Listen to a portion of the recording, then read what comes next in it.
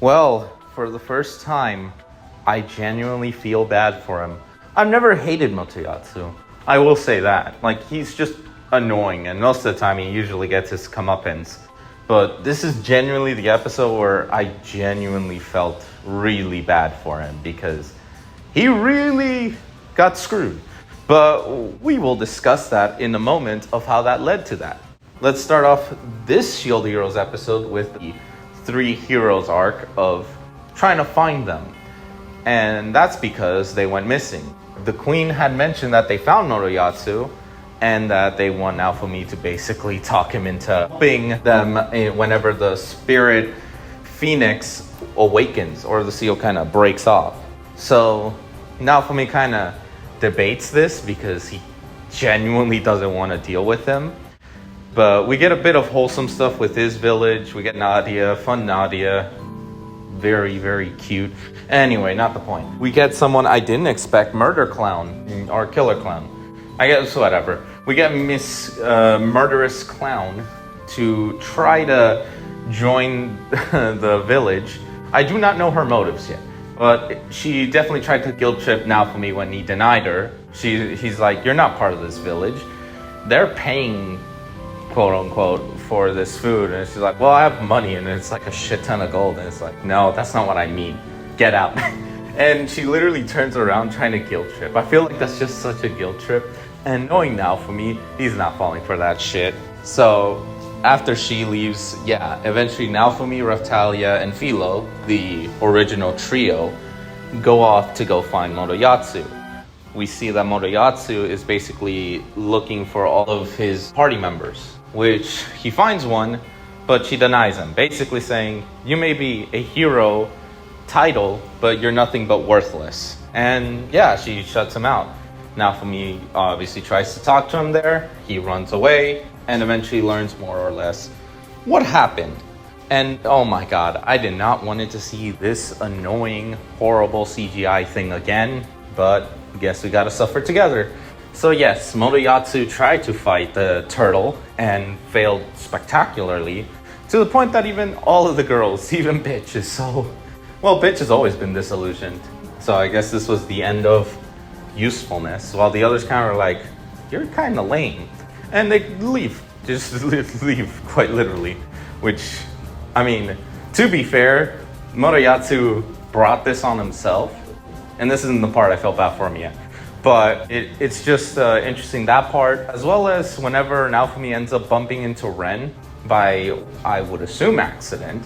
We are alerted that the queen has notified Naofumi that, all of Ren's party members are dead. Naofumi and Ren have a genuine talk, and it almost seems like he's getting through Ren. Ren is in that stages of denial. And just as it seems like he's finally kind of getting a shit, he'll help with the spirit of Phoenix because he feels like he can be relied on. Since he said that his teammates died because they were weak, this is quite not only cope, but this is 100% denial since it is his damn fault.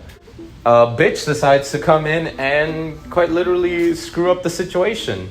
And she apparently doesn't have the slave mark, which is a mystery how. And no, this isn't fan service if you're thinking that. This one's a bitch. No one's... Unless you're that horny or stupid, I don't think wanting her as a mate would be good for anyone's sake. But anyway, no, it's just to show that, this is why they can't find her. It's because this bitch somehow found a way to take away that slave seal. So, she basically tells Ren, I'm the one that believes in you, basically boosting him, trying to help, I guess, agree that it wasn't his fault, which that is obviously not a way to help someone who's in grieving. What hurts more, I guess, is that whenever Bitch decides to throw Motoyatsu under the bus and use the exact same shit that she did for Naofumi back in season 1, episode 1, saying that Motoyatsu was abusive, that, all the allegations, and fucking hell, Naofumi must have had PTSD from just hearing all this crap. Not only that, but this is the part I felt bad for Motoyatsu. He comes in, he wants basically his team back, and she basically starts accusing him of stuff, and he's arguing that that's not true, arguing to Ren. Which, under normal circumstance, I can believe Ren wouldn't believe this crap. You already knew that bitch is, well, a lying skink. But because he's in grieving and he's not in the right state of mind, is the only reason why he's, like, taking her side. Yeah, Motoyasu got screwed. And Naofumi had to step up and finally be the no more Mr. Nice Guy person and tell Ren how it is. It's his fault. He never treated them as people, he treated them as NPCs.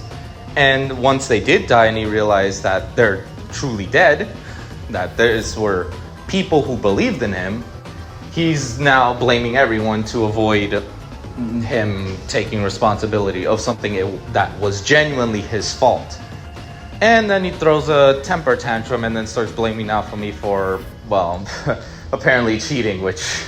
Fucking hell, Ren, you're better than this. I truly think you're better than this. And even now, for me, just looking all disappointed in him. Before, obviously, Ren and bitch leave. And poor Motoyasu, this is where I felt bad. He's sad. He's genuinely broken. His team abandoned him, and yeah, he was accused of accusations that... Now for me understands this, and he doesn't want to help him, but he can't. I can tell that now for me just can't help but also feel some semblance of pity, considering that he had to go through that crap. And I doubt he wants anyone else to deal with that, even Motoyasu, as much as he's stupid. So yeah, he's depressed, and then Filo starts doing a dance. She's cheering everyone up and manages to cheer Motoyasu up, which is the right direction to a degree. The problem, though, is that he took it a bit too far and ended up scaring not only the living hell out of Filo, he also, by the end of the episode, is obsessed with her. And yeah, he called Raphtalia a raccoon pig, which hurt her, but then eventually lead to just her pissed off and knocked his shit out.